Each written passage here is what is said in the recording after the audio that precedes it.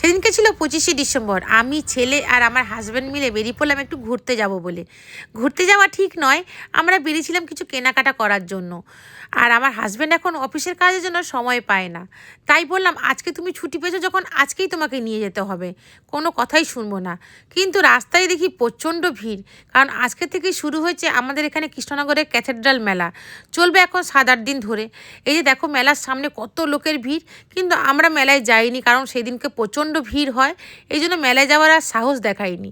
আর এই দোকান থেকে আমি আমার ছেলের জন্য কিছু শীতকালের প্যান্ট নিয়ে নিয়েছিলাম। তারপরেও বায়না করলো, মা ফুচকা খাবো, সামনে ফুচকা দোকান থেকে। তাই তাকে বললাম, চল খাইয়ে দিই তোকে। আর ফুচকা খেয়ে তারপরে এখানে দেখো সান্তাক্লজ সেজে দাঁড়িয়ে ছিল। ও বললো, মা একটু ফটো তুলবা। সান্তাক্লজের কাছ থেকে ও গিফটও পেয়ে গেছিলো, ওই পেন আর চকলেট। আর তারপরে আমরা চলে আসি একটা ব্যাগের দোকানে, কারণ আমরা এখান থেকে কদিন আগে ট্রলি ব্যাগ নিয়েছিলাম, কিন্তু তার কভার নেওয়া হয়েছিল না।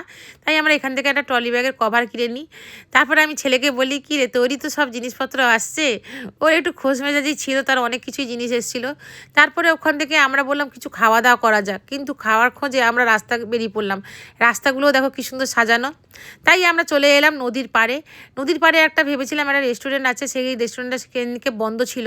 তাই আমরা কিছু ফটো, ছেলে আর আমি মিলে কিছু ফটো তুলি। ফটো তুলে ওখানে কিছুক্ষণ ঘোরাঘুরি করি, কারণ ওই দিন প্রচণ্ড ঠান্ডা ছিল, এইদিকে ঠান্ডাও লাগছিল, কিন্তু ঘুরতেও খুব মজা লাগছিল। আর একটা আসল জিনিস দেখাচ্ছি, এই নদীর পাড়টা আসলে কী জন্য বিখ্যাত কৃষ্ণনগরে। আমরা এখন নদীর পাড়ে এসেছি।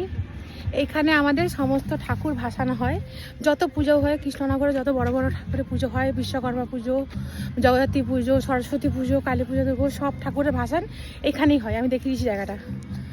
এই যে এই নদীর পাড়ে, এখানে পুরো জল আছে। এই জায়গাটা পুরো এখন শ্যাওলা ঘাস জমে আছে, আরও নিচে অনেকটা নামতে হবে। এখানেই ভাসানটা হয়।